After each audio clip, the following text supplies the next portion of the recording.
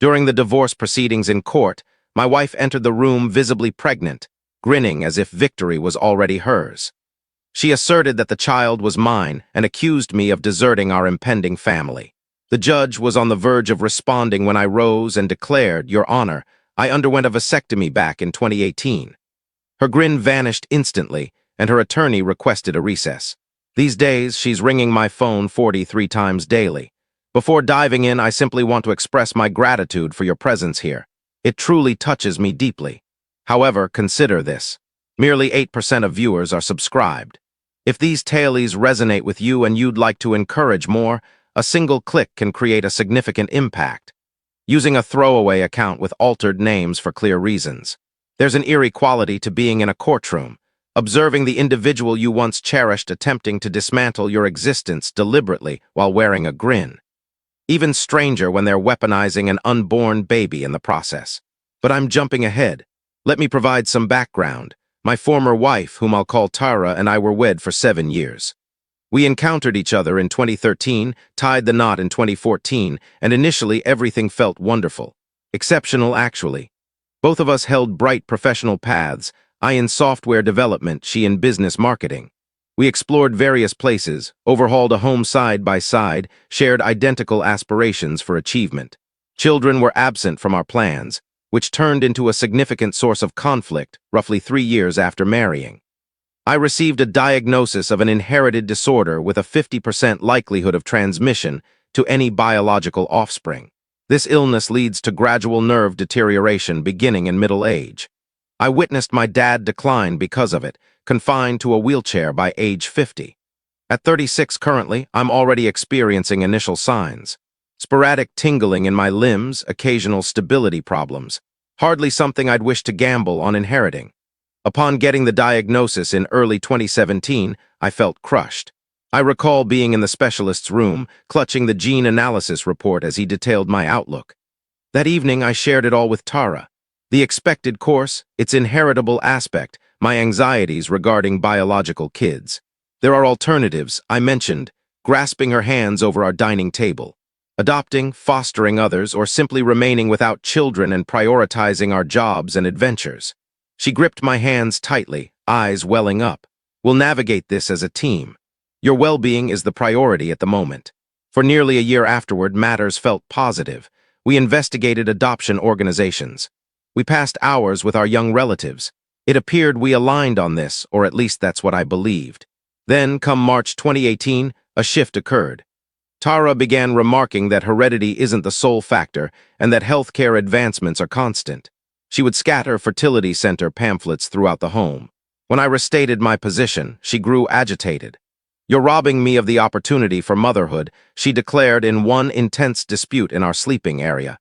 She had flung a fertility pamphlet toward me. "They have screenings available, methods to examine embryos. Those screenings lack perfect reliability," I responded, striving for composure. "And regardless, I refuse to chance it. Why has adoption become unacceptable now?" She faced away, folding her arms. "It doesn't compare. I crave carrying a pregnancy. I desire offspring connected to both of us." The disputes intensified across the following months. I'd return home to see her viewing delivery footage or scrolling through infant furnishings websites. When I'd reference our prior talks, she'd weep or snap. Then arrived the event in July 2018 that altered everything permanently. I was searching for a bill on our common computer when I uncovered her interfering with contraception. Queries existed on piercing condoms discreetly, plus schedule marks monitoring her ovulation with reminders on skipping pills intentionally. I felt chills upon spotting an online discussion in her history where she sought tips on conceiving against a partner's wishes. A responder proposed intoxicating him sufficiently to overlook lacking protection. Worse still, Tara had responded that could succeed.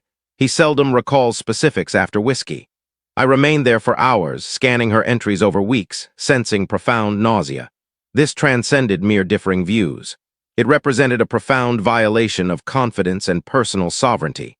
I struggled to accept that the lady I wed would scheme such a thing.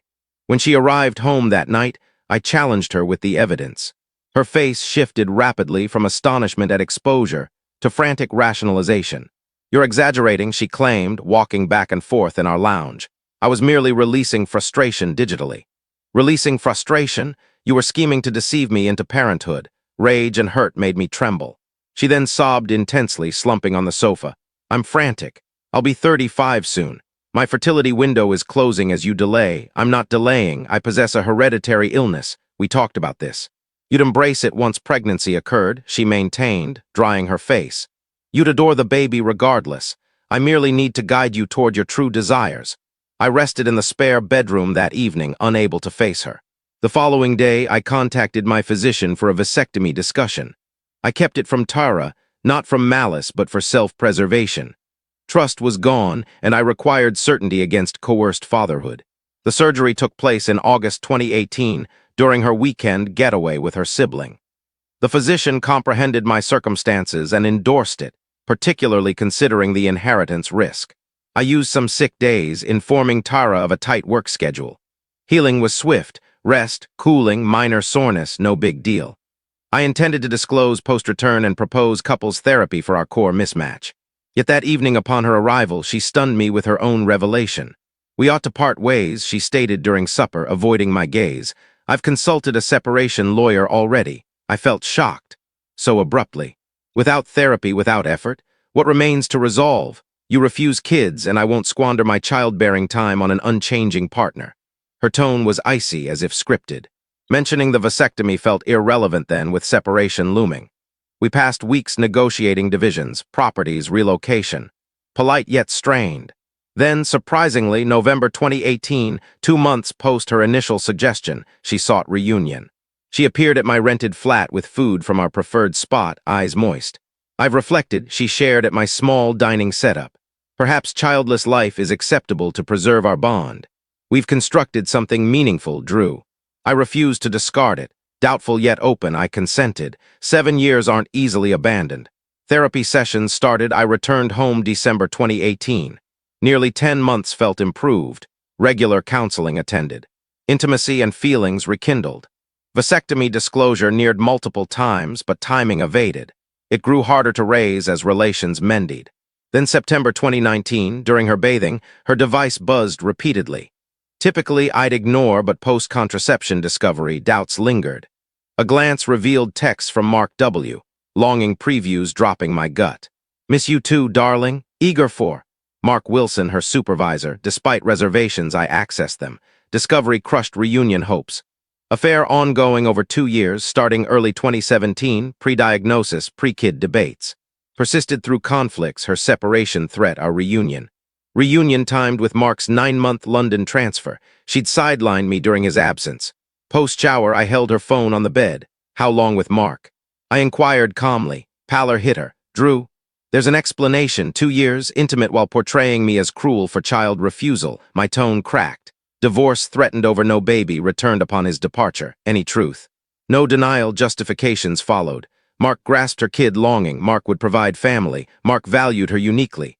Divorce filed next day, October 2019. Irrevocable now. Battles fierce initially. She sought the home, my major funding via grandma's legacy, half retirement, hefty spousal support despite her solid income. Her counsel depicted me heartless, using kid refusal as selfishness proof. 4 months later, February 2020, interim assets hearing. Early arrival with attorney Sam Davidson, final doc review in corridor. Solid position, Sam confirmed. Records prove your inputs. Judge fair, straightforward. Then hallway sighting floored me, Tara obviously pregnant. Advanced stage, belly emphasized in unfamiliar tight outfit. Eye contact intentional, hands on abdomen, smug grin. Sam clutched my arm, aware, no, staring still, can't be. No relation since. Compose yourself, Sam urged quietly. Reaction is her goal, seated inside. Thoughts raced, timelines calculated, stage mismatched separation, concealed during reunion, illogical. Judge Harriet Winters arrived. We stood, post-intros, Tara's counsel Bennett, polished, spoke first. Honor amendment requested due to new facts. Pointed to Tara. Mrs. Harmon anticipates, alters financials greatly. Eyebrow lift from judge, scanning us, noting progress. No amendment seen, counselor. Filing soon, Bennett smooth. Advanced pregnancy, today's agenda, deemed vital disclosure. Tara hand on belly, innocently worried. Bennett accusatory. Mr. Harmon evades spousal duty, now child 2. Gut punch sensation. Sam noted, paternity ASAP. Judge cooler toward me. Aware, Mr. Harmon? Bennett cut in. Yes, informed during recent reunion try sparked his filing. Outright falsehood. Sam objected, rising, but continued. Pregnancy health issues, hour cuts. Gestational high pressure diagnosed. Requires proper aid from Mr. Harmon's indifference to family. Tyra tissue dabbed, vulnerable mom image. Only baby's best, soft yet audible. Judge exhaled, contempt subtle. Given circumstances, I rose. Sam pulled sleeve. I eased off. Honor respectfully. Vasectomy August 2018. Silence total. Tyra's smugness halted, collapsed visibly. Attorney sharp glance, puzzled. Records here from briefcase.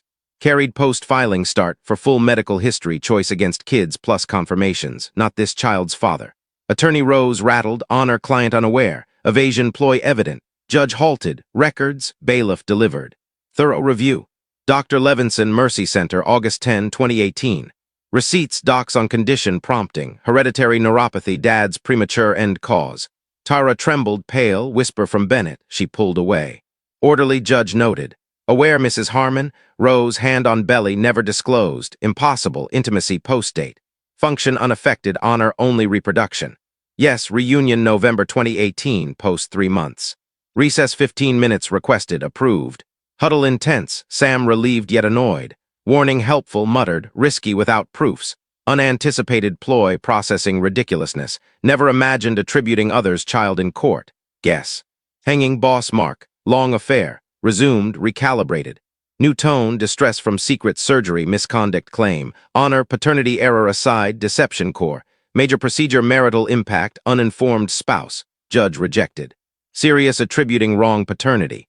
Oath testimony husbands, now impossible. Confer perjury risks. Addressed all, postpone interim. Revised petition 48 hours, accurate circumstances. Response 72 hours, leaving.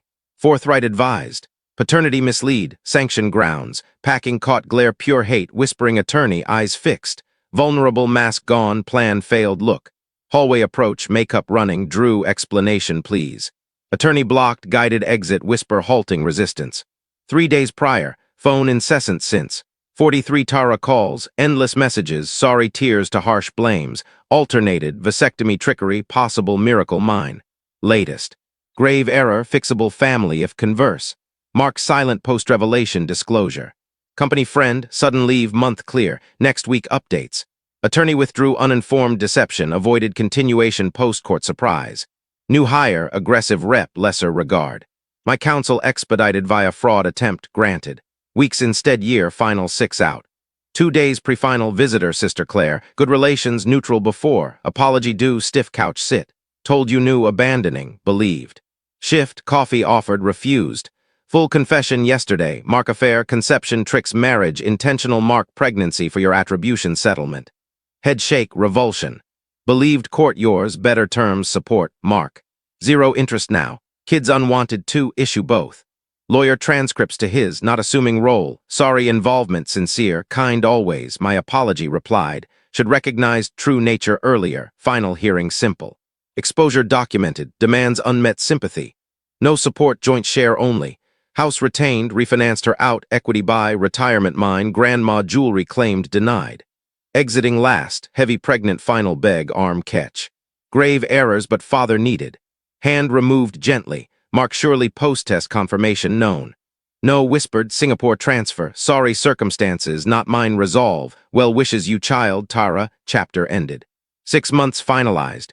Friends say, healthy boy born, parents hometown move. Mark funds, Singapore stay no return, me, health future focus. Specialist treatment, hopeful progression, slow therapies. House kept major ranos, Tara traces erased, accessible future worsening. Unexpected best, condition group connection. Met similar no bio choices. Defensiveness gone, peaceful now. Wonder alternate outcomes. Early honesty both, immediate vasectomy tell her alternatives openness, no hidden affair. What if's futile? Key takeaway, authentic living vital, tough times. No secrets, no core value bends, no deceit-based bonds. Life imperfect, prognosis tough, symptoms scary days. Yet profound correctness now, truth base absent marriage years. Best endings sometimes unpictured.